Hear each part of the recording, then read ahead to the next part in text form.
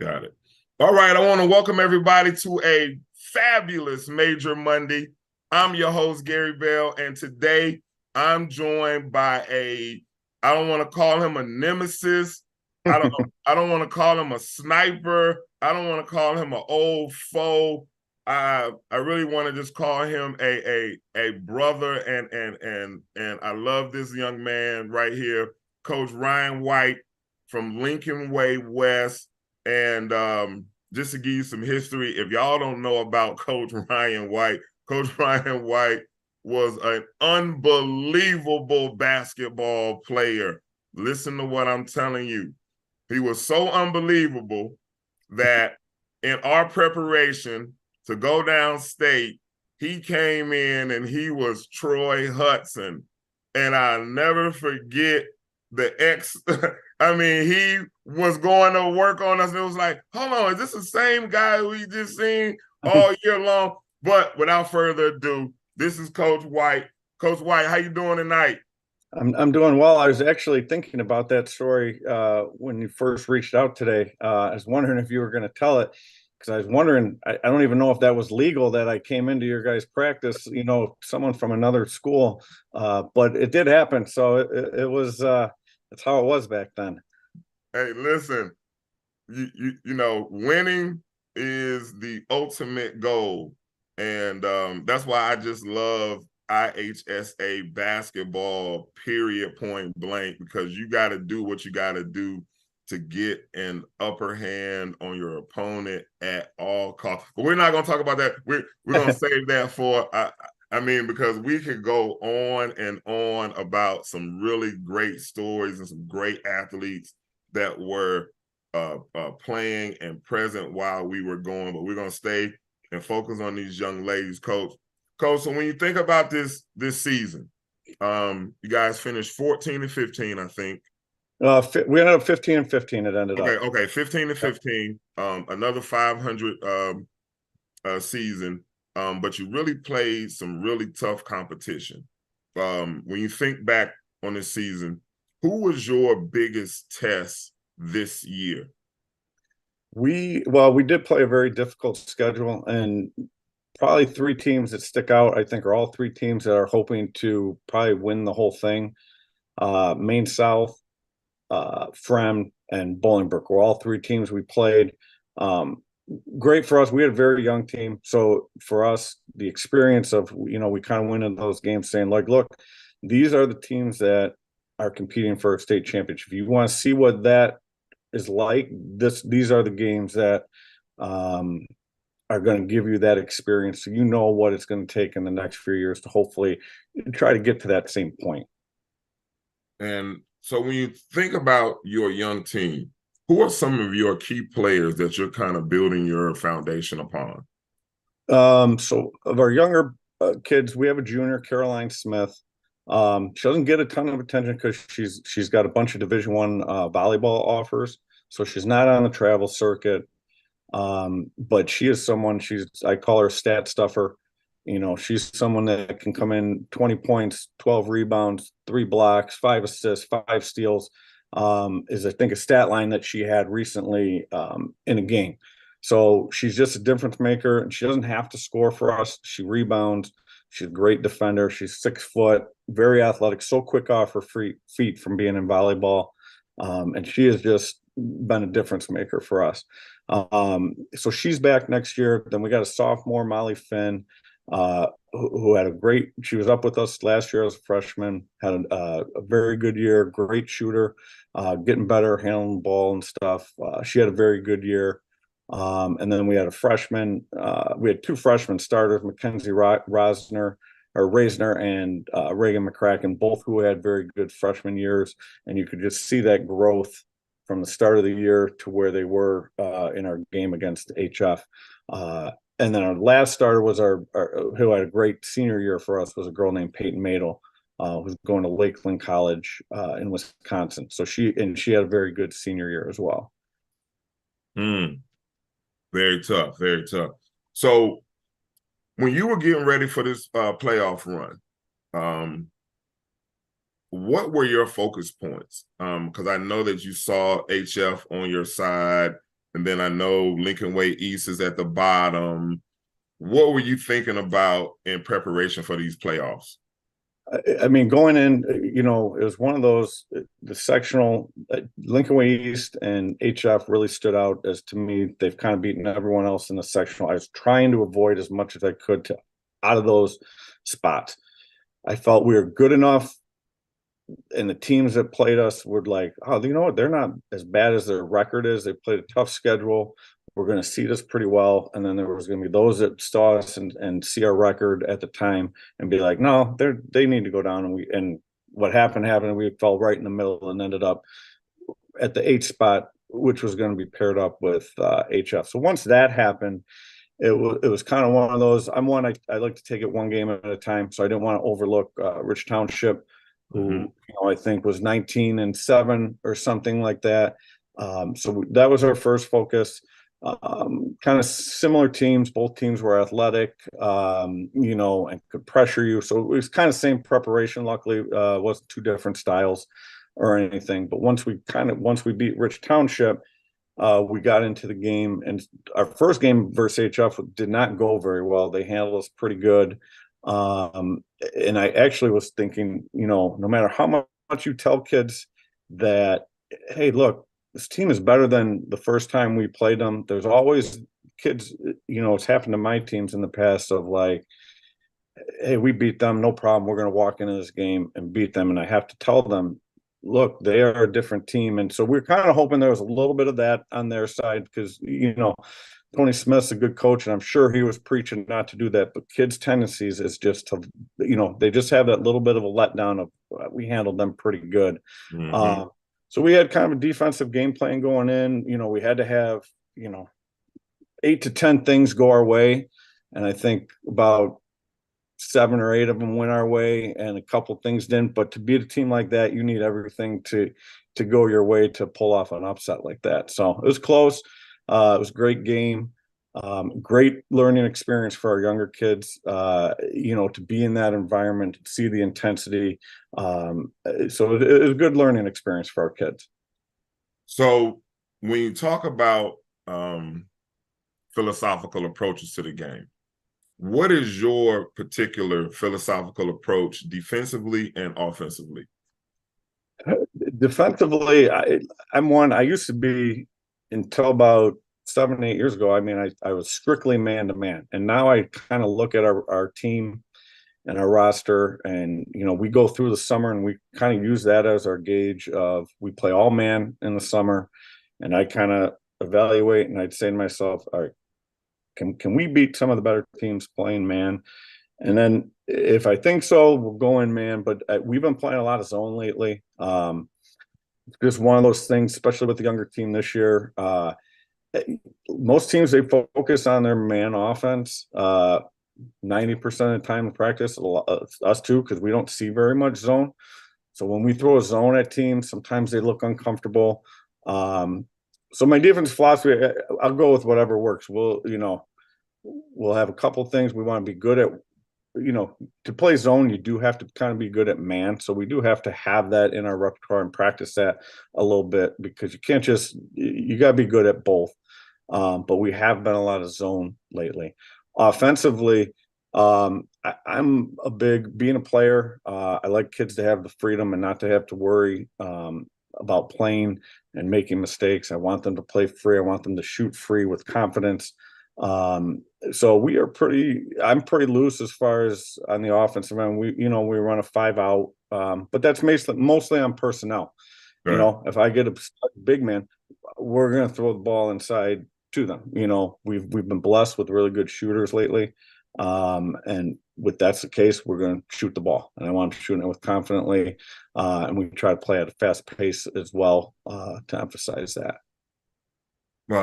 So when you think about where you started with this young group and you ended up at 15-15 regional finals, loss to the #1 seed, what did you learn about this group during the duration of this season? Just that the growth, it made me very excited for the next year. There was a point right before Christmas, It was our stag game. We were like 4-9. It just felt like, oh my goodness, what's going on here? And from that point, I think we were 11 and whatever, 11-5. Yep.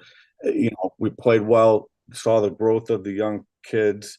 And even some of our losses, and we mentioned the tough schedule. We were competitive in a lot of those games. So even though we were coming up a little short, it felt like, hey, we aren't that bad here.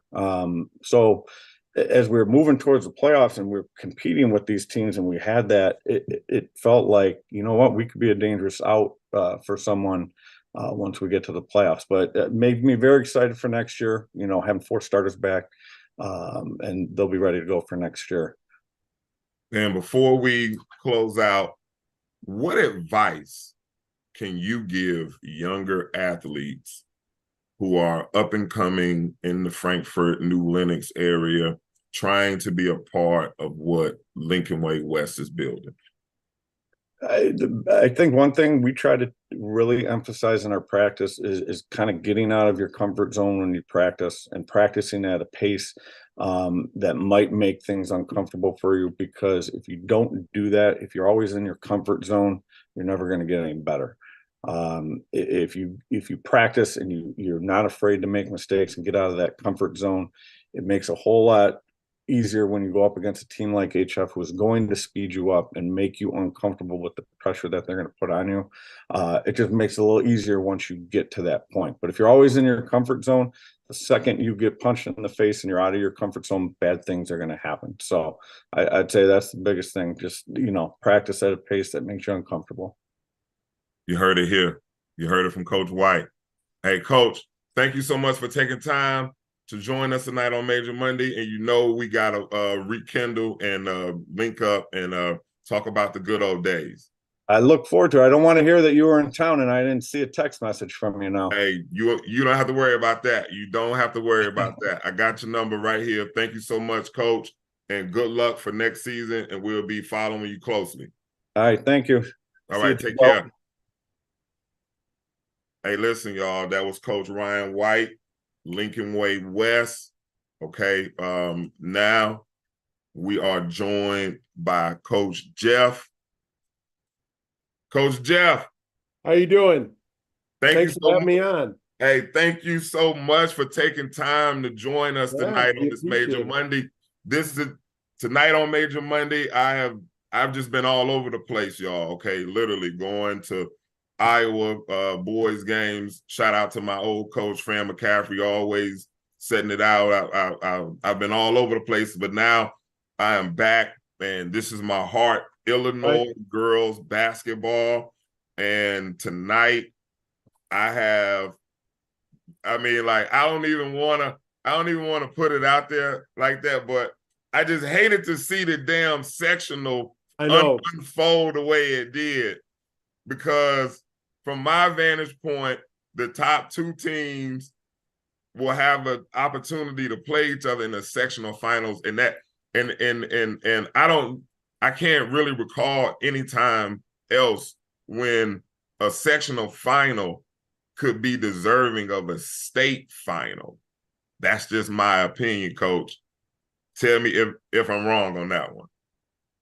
Well, for us, I know this is cliche, but for us to get to the sectional final, we still have to win tomorrow. Oh, of course, yes. Of course. It's a potential of, if we both win tomorrow, we're talking about 34-0 potentially in Loyola, who's an outstanding team. And then we would be potentially 31-1 in a sectional final. And if that happens, we are relatively close together, the 2 schools, and through football and other sports and girls basketball, to be honest with you, the last 2 years we've met in the sectional final, Loyola and us. That will be a lot of fun for both schools and both communities. But again, we both have to win tomorrow against opponents that are formidable. Without a doubt, without a doubt. And so let's get right into now,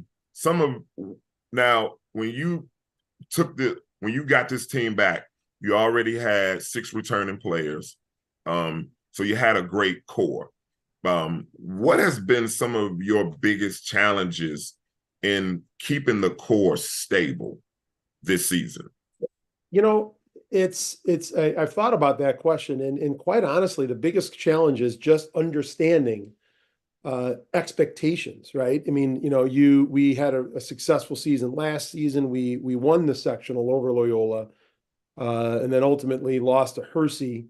And then yes, we have our top six players coming back. Everyone's saying we're going to, be so good, and so managing that expectation and can staying hungry.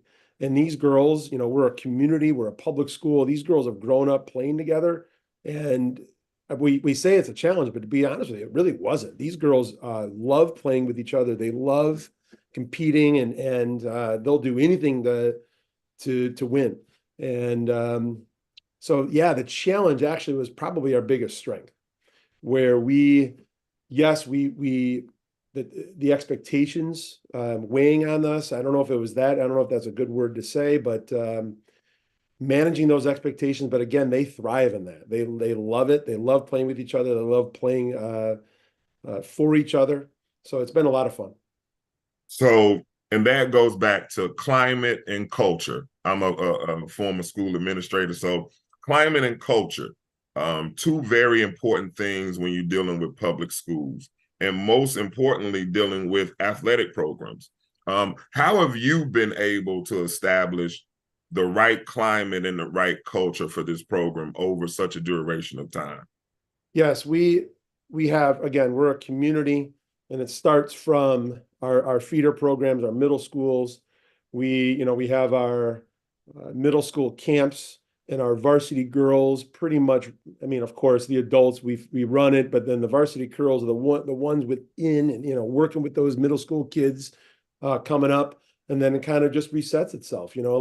Success breeds success, and so these young girls, they come to our games. They watch these girls play, and then eventually those young girls become the girls that are on the main floor again. So it's a community. It starts with the middle schools, it starts with our feeders, and then our freshman coaches, our JV coaches. We run the same system. The offenses they run at the freshman level and the JV level, we do the same thing at the varsity level. And so that really helps us as well. And then quite honestly, we call ourselves the Maine South Girls Basketball Family. And that family has a double meaning. We treat each other like family. We expect to, we look out for each other. Once you join us, you're a part of our family, and you always will be. So I've been a head varsity coach. Mm-hmm. You're a head varsity coach. How hard was it to get buy-in from your lower level coaches to kind of get out of the me mindset and this is my team and I want to run this sort of offense? How did you get buy-in from everybody? Well, to be honest with you, Gary, right? Yes. Yes. So I am a lower level coach myself. And so my assistant, Emmy Pager, who's outstanding, comes from the lower levels. Our former head coach, Mark Smith, came from the lower level. And so we all, the former head coach, myself, my assistant, all came up from the lower levels. And that was our philosophy. That's what we did.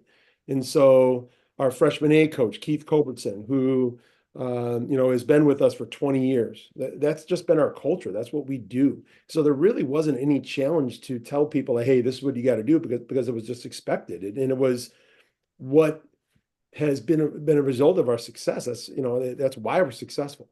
We hired a JV coach 5 years ago, and she's been fantastic in buying into that philosophy as well. And so without that, well, we're not as successful as we are. So the buy-in really wasn't that difficult, because that's what we do.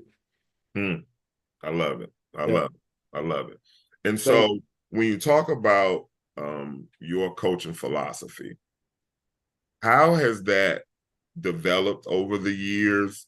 And during this season, did it change any? Obviously when I was a young guy, I probably have evolved a lot.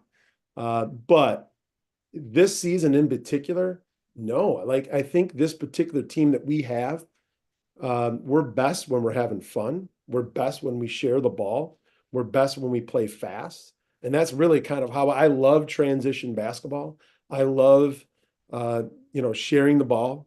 You'll see, if you see us play, we have probably about 65 to 70% of our baskets that are assisted.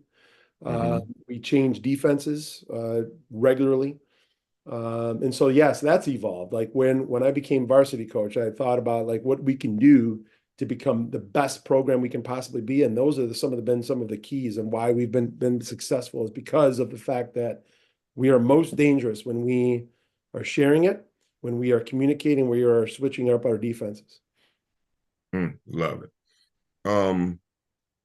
So when you think back to where this group began as freshmen, which one of your players or multiple players do you think made the biggest developmental leap?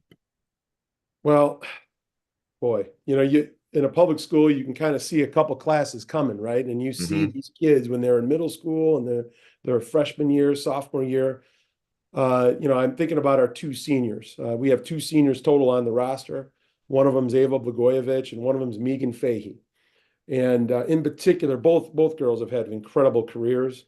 But Megan Fahey, the COVID year that we weren't going to have a season, we were going to have a season, started on our freshman A level, and she's now become our 10th or 11th. I think it's 11th now, 1,000-point scorer. She is one of the best players in the state. And if you think about it, she started on our freshman A level. And again, it goes back to our success that we've had because we have the same philosophies all the way through freshman, JV, and varsity level. So Megan Fahey, I want to give a shout out to her, making a huge jump because she went from freshman year, freshman A, then she went right to our varsity her sophomore year and thrived. I loved it. So, of course, playoff time, a different animal, different animal. What are some of your focus points during the playoff? Do you change your practice schedule? Do you just focus more on shooting? What are some of your standpoints on focusing for the playoffs? It's once the playoffs start, we tend, in a public school, we tend to have more space. So, for example, today we had the entire front gyms. We had the 3 courts open. That's rare during the season when you have 8 teams going at the same time. But yes, we try to be really efficient, shorter on the court.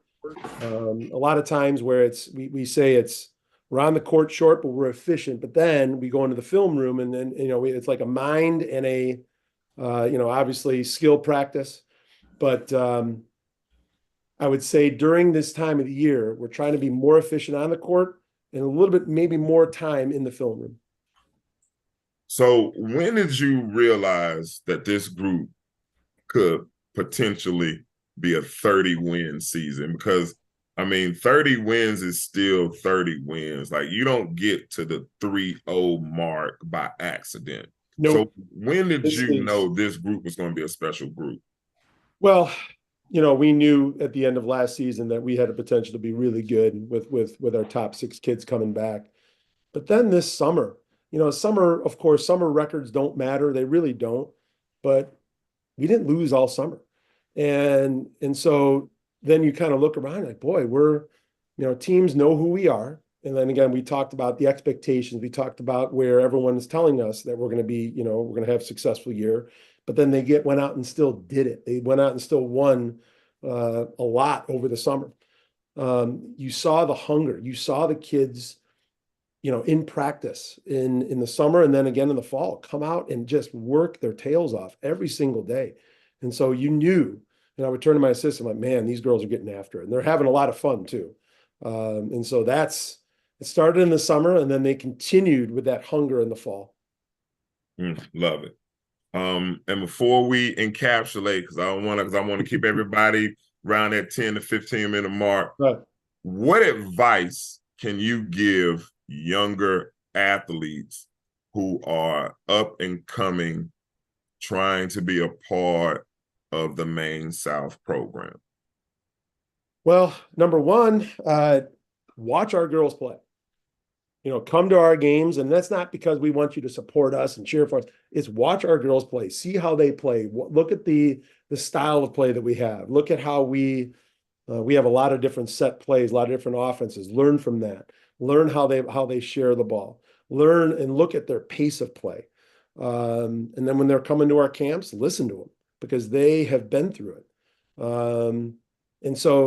And they're really great kids too. So I'd say start with watching our kids play and listen to them because they have a lot of great knowledge to provide everybody in our community.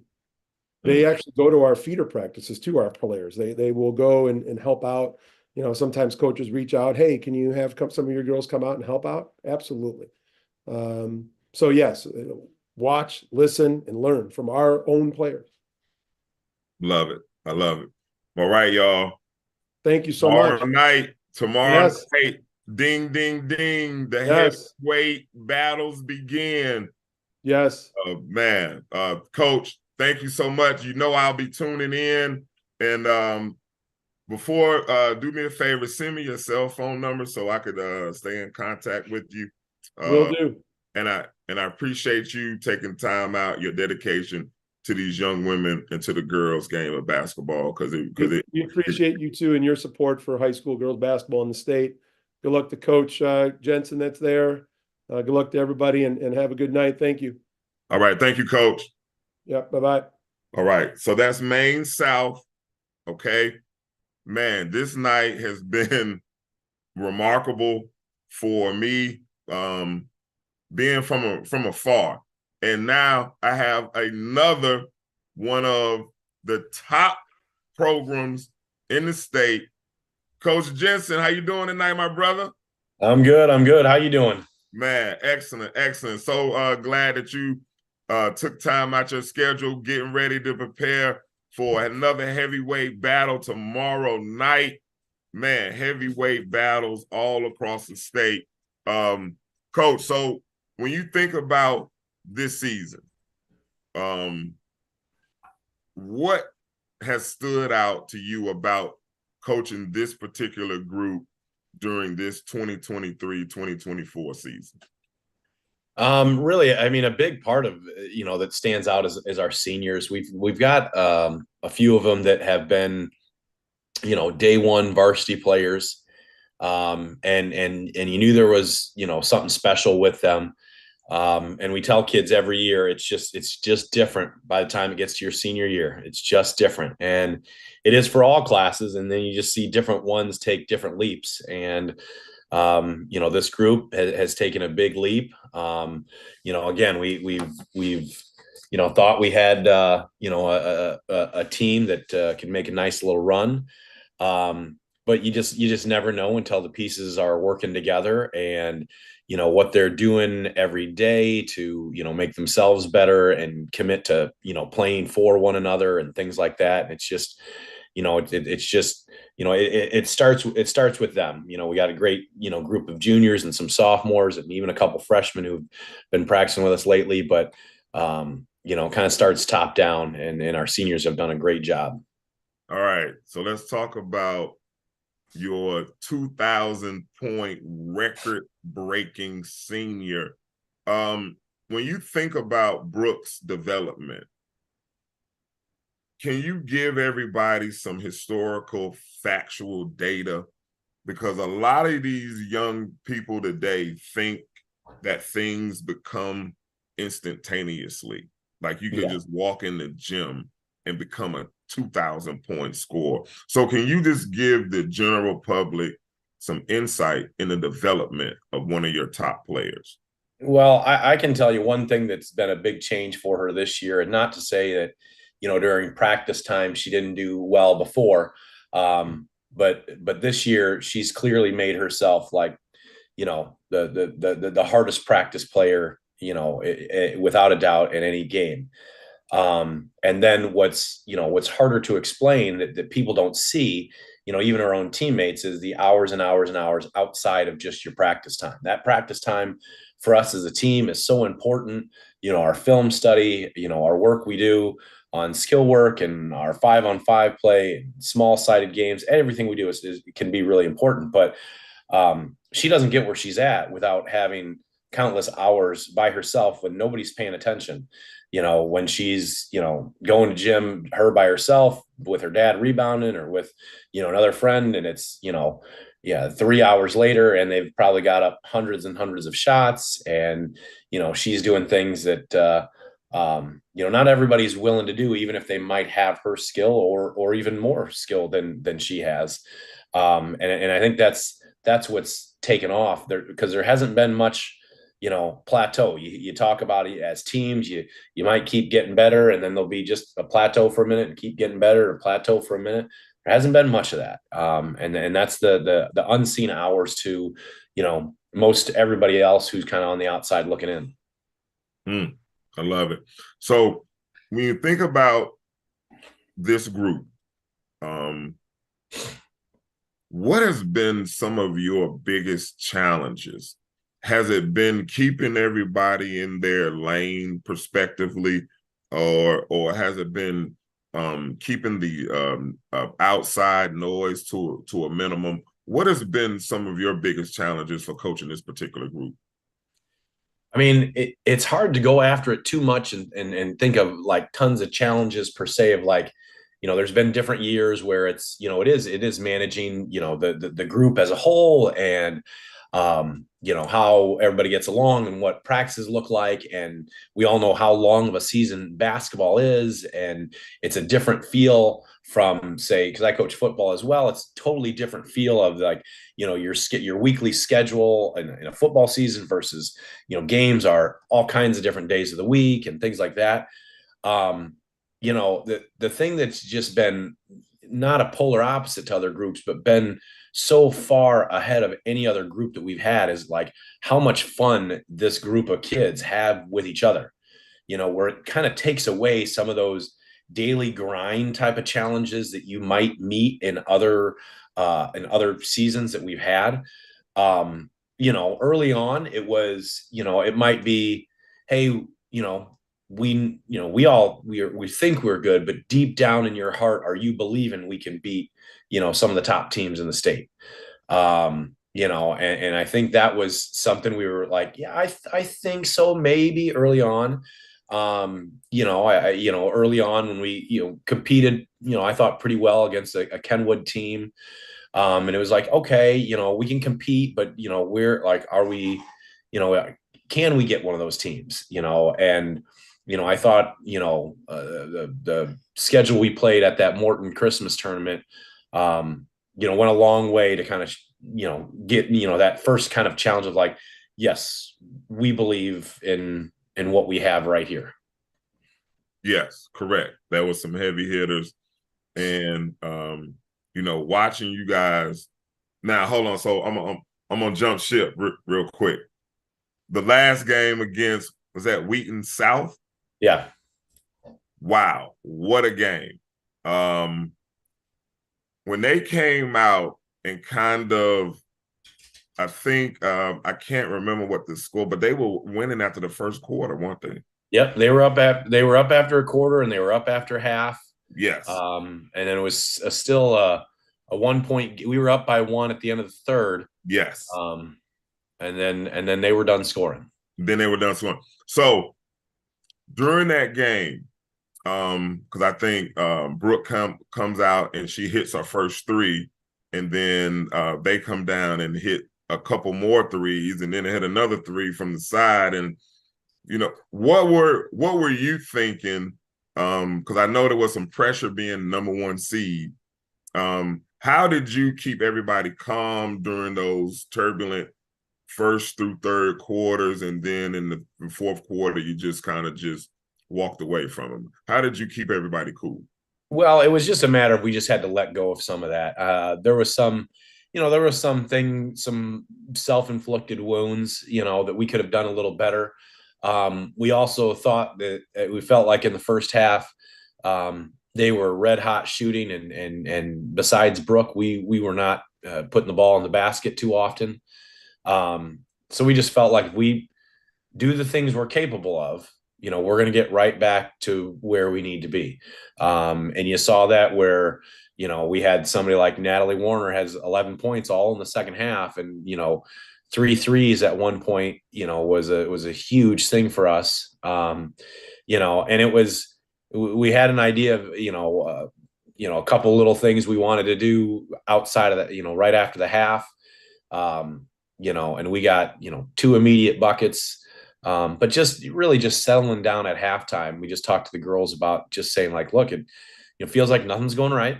Kind of feels like it's a 15-point game, but it's 2 possessions. So like in 2 possessions, we could be leading or tied, and then we'll play on from there. And, I think, coming out aggressive right there and, bang, bang, getting 2 buckets, and even though it stayed tight and it really, felt tight except for the, just final few seconds, that I think that helped them a lot. I've joked with several other coaches, there was a handful of us that, had felt like we had some close calls or didn't play maybe as we wanted to, and just said, like, there's no such thing as a bad win in the playoffs. Correct. So talking about the playoffs, what was your focus point during the playoff? Because we know during the season you kind of had an opportunity to bump heads against some of the other top 4A teams. What were some of and what did you learn from those previous games? And how were you going to make those concepts applicable to what you were going to be stressing during this playoff run? I mean, I think the biggest thing, like if we compare like our schedule to the playoff run, I mean, one, our conference is so strong. And I think everybody does a fantastic job scouting each other and knowing, ways to kind of slow each other down. I mean, our conference was 7 of the 8 regional finalists and all 4, regional champions. And it's been that way for years where we're, so we know within our conference, we're going to get great play and great competition. And then the schedule that we played and playing, teams like Homewood Flossmoor and Kenwood and Alton and Loyola and Fremd and Lake Zurich and as many different styles as well. I think kind of showed that we can win ball games in different ways. Mm-hmm. We can compete against teams that are all kinds of speed. We can compete against teams that are all kinds of size.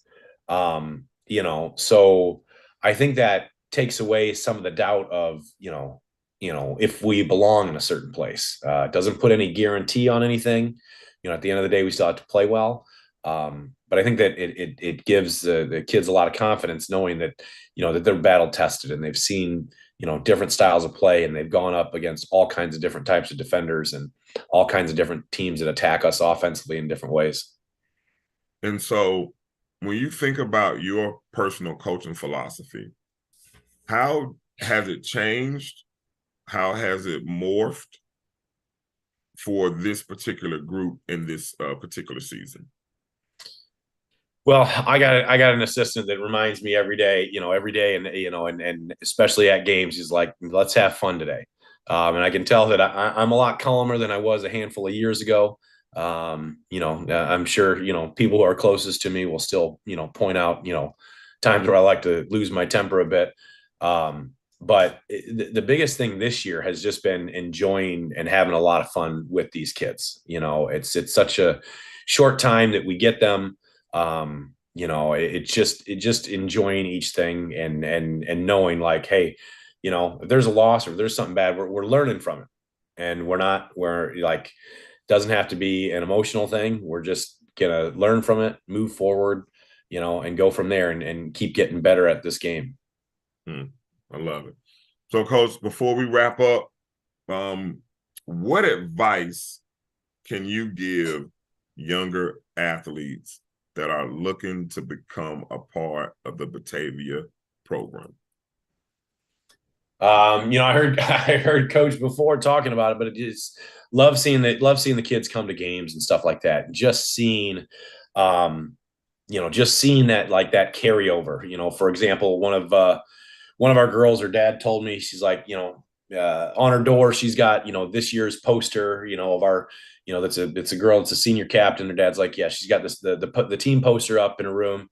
And she's like, behind that poster somewhere is the senior poster from one of my assistants' senior year, and that kind of carryover. And I have a fifth grade daughter, and she's looking up to this group as well. So this, finding somebody that you can kind of attach to and look up to them, is so important. And then these girls have, they look up to these high school players like they're, WNBA players, and I think they're the coolest ones in the world. And just going and really enjoying seeing them is very rewarding. And the other piece is, so much now, everything has to be organized, and you have to be on a travel team, or you have to do something that's specifically organized. But it'd be telling kids like you can't be against just going out and shooting by yourself. It could be in your driveway, it could be at a park, it could be at a nice gym. It doesn't matter where. If you got a ball and a hoop, you can get some shots up, you can get better. If you have a ball, you can dribble around, you can get better, and enjoy doing some of that just as much as you enjoy when you're at your organized team practice.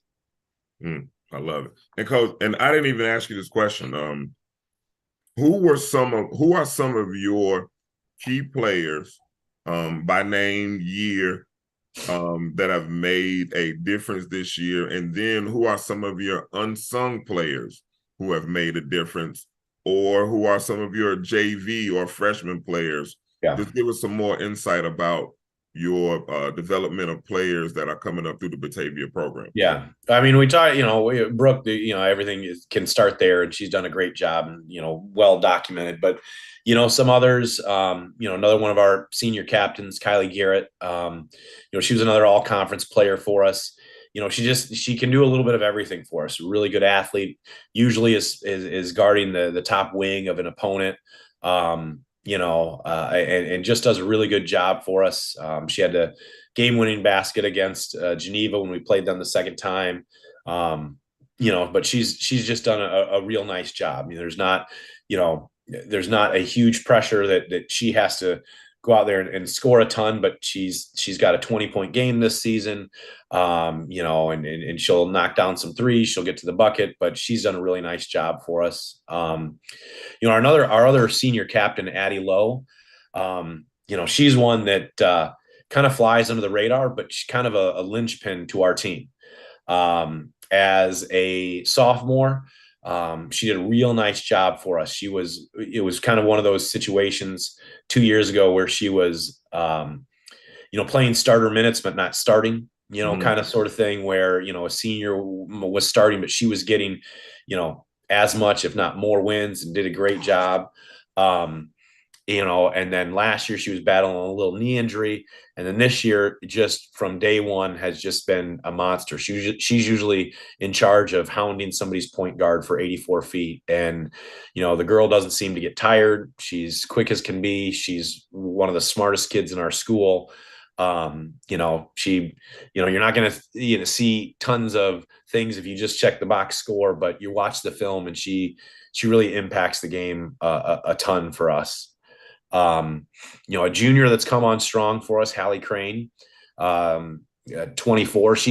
She missed her whole sophomore year. She had a knee injury and, missed that whole year, and missed all of summer, and even was, I think there was some, unsure, if she was, if the knee was ready to play ball this year. Mm-hmm. But she has had a monster year for us, kind of can do a little bit of everything. She's, got, enough length and size to guard, really anybody from a 2 to a 5. Mm-hmm. Just has an incredible shot. It's almost to the point where I'm like, she'll shoot a ball and I'm surprised that it doesn't go in. Mm-hmm. And she'll, especially lately, she's, getting near double digits in games without having to shoot the ball very much. She's had a game where, she scored 12 and she had 5 shots and made them all. Yeah. Another one that's been really big for us, Addie Pruitt, that's a junior, just an absolute, just freakish athlete. She can guard anyone. She's so strong. She leaps above people. I feel like every day there's something she does where I'm shocked at how athletic and strong she is.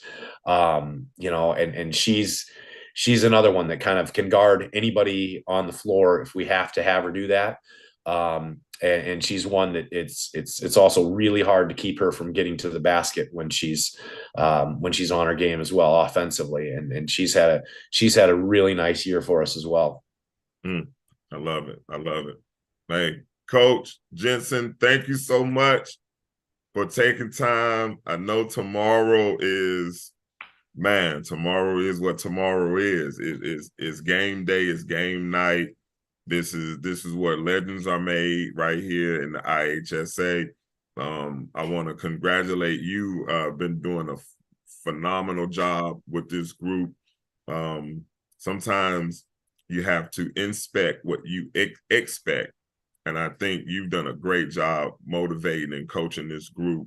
And I'm rooting for you, brother. I'm rooting for you. You're my #1 seed.